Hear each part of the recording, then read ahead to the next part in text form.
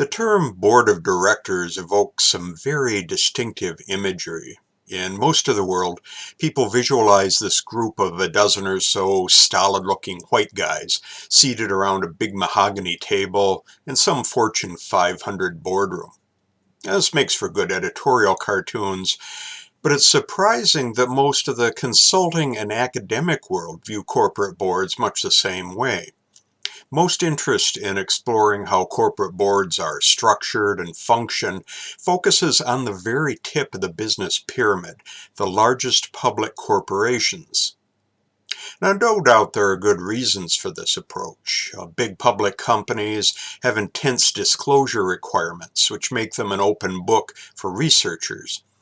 When all of the data you could use is in government filings just waiting to be compiled, looking at public companies is the obvious approach. These big public firms have PR pop as well. Let's face it, we're suckers for business news headlines on what the boards at Apple, at Volkswagen, Toshiba, or the big banks are really up to. Further, corporate research is a sort of self-feeding machine. Big public companies are the major clients for consulting and research, which makes them the more popular targets, which increases their demand for the results, on and on and on in a cycle.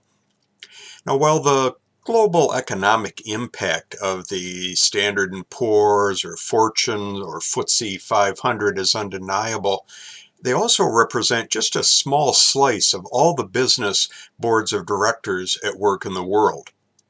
There are private corporations, family firms, venture private equity held companies, state-owned corporations, and so on. The spectrum of business entities that's largely ignored when it comes to governance research. Yet the global impact of these businesses is huge, and their need for solid board and governance practice is acute. Oh, so much for whining. These non-public companies are not only finding their own path when it comes to governance, but they can teach lessons to the public big guys. Family businesses, for example, follow the basic advice that they need to add outside independent directors, but they're going one better. Smart family boards are working to train their own family members on good governance, which in the long term may be even better, growing their own.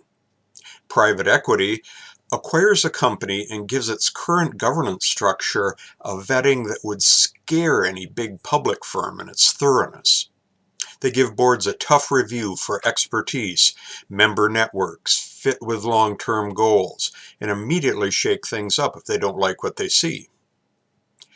Fortune 500 governance, yes, it's easy to measure, but that doesn't mean it has all the boardroom answers.